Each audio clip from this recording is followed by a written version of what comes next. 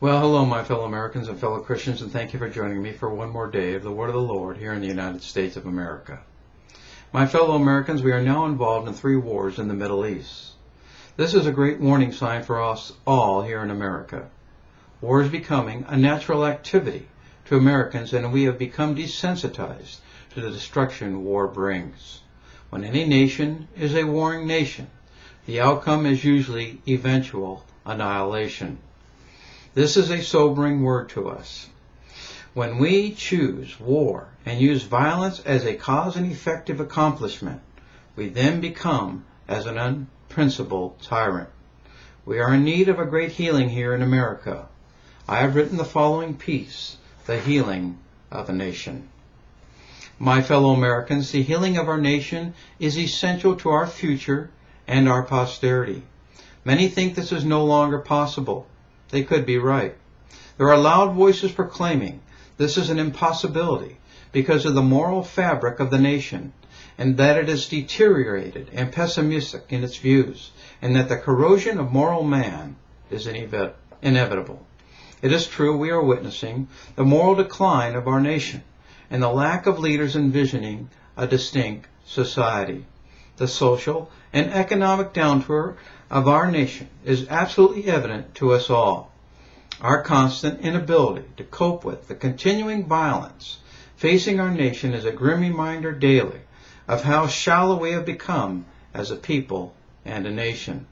The unity and common purpose to help one another is no longer present or even considered heroic.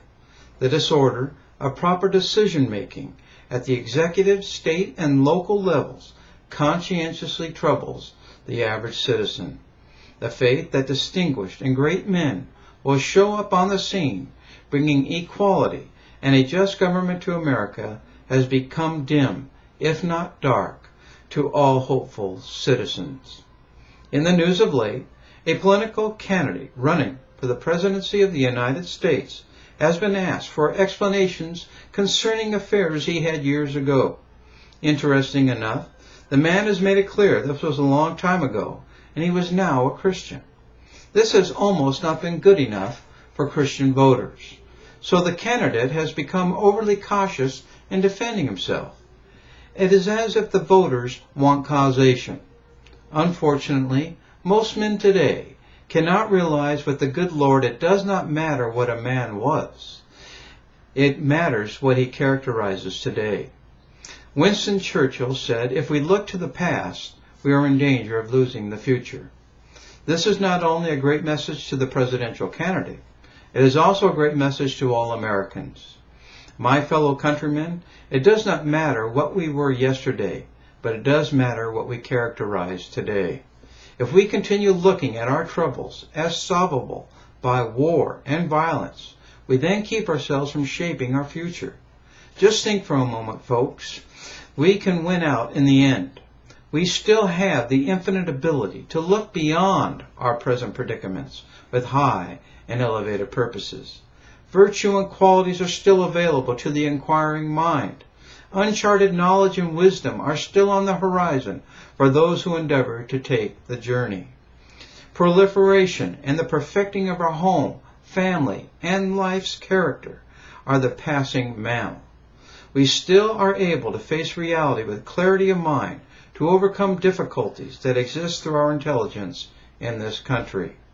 We still can make wise decisions based on our freedoms, and those decisions can decide a far superior destiny than what we are experiencing today. It is written that the empty will have emptiness, the violent violence, and the decisive decisiveness. We have to ask ourselves today if we want to be decisive, violent, or empty. It is obvious in America today our life comes down to choices. I have a hard time believing Americans want to be empty. Yet we have to decide what path to walk in. It is almost imperative we become decisive on a wise direction, or we will never realize our potential.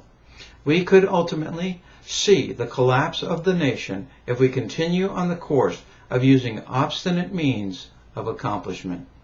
Listen to what was written of one of our presidents. During his presidency, He did not send one combat troop division abroad or drop one bomb. Who used his presidency to break down barriers of religious and racial equality and harmony in this country. And he reached out to victims of poverty and repression. Who encouraged Americans to serve their communities and to love their neighbor regardless of the color of their skin. Who waged war not on smaller nations, but on poverty and illiteracy and mental illness in his own country. And who restored the appeal of politics for the young and sent Peace Corps volunteers overseas to work with the poor and untrained in other countries. This was written by Ted Sorensen of John F. Kennedy. This was a great example of the understanding of human nature. My understanding of John F. Kennedy is nobody wants you to do what you want to do. If you see yourself doing great things in life, then follow and pursue your dream. Stay your course. Stick to your principles. Turn neither to the right or left, and life's outcome and pursuit will be sure. Act well your part, there all the honor lies. The great wisdom for today is we should not settle for mediocrity and equality among men. Equality as far as the Constitution is concerned, yes. But this is not what we are talking about here. The equality we are suggesting is the equality that keeps men from advancing. It keeps us all on the same level and denies men and women the opportunity for greatness. Equality helps to stagnate great ideas and vision and hinders the distinguishment of personality.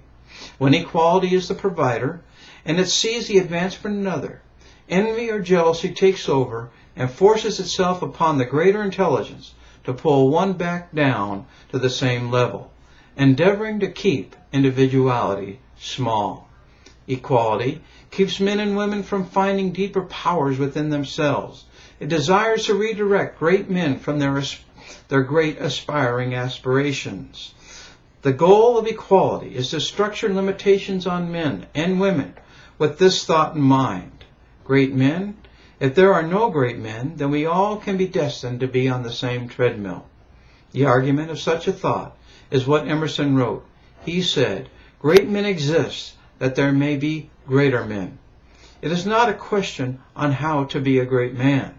It is the effort of cultivating great activity in one's life, using courage and effort and determination to forge forward. It requires purpose and direction to have that great determination and the vision of a brighter future. Teddy Roosevelt in a speech wrote, "If we want to remain weaklings, then we are not worthy of the liberty and freedom of the land." There is an implication in that phrase. Roosevelt is suggesting we are indebted to the country for what it has given and produced for us, and we should produce for the country. That we should not be surprised if we are rejected and reprimanded by the country, if we do not cultivate qualities, virtues, and unity that plants, builds, and strengthens the foundations. Roosevelt's advice deserves our attention today. There is, however, an indebtedness that is no longer visible in America. Citizens of America are no longer indebted to the country's leaders. All admiration and example is gone. Excellence of speech, brilliant programs, profound maneuvers, promoting education, industry, economy, and wealth to the humble members of America is inactive and asleep. The trumpet call is for you. The trumpet is sounding to awaken us out of our sleep, folks. There is no restraint on the trumpet, just as there is no restriction on our willingness to stand tall and bulldog our way through to greater vision and determination of life. God bless you, and God bless the United States of America.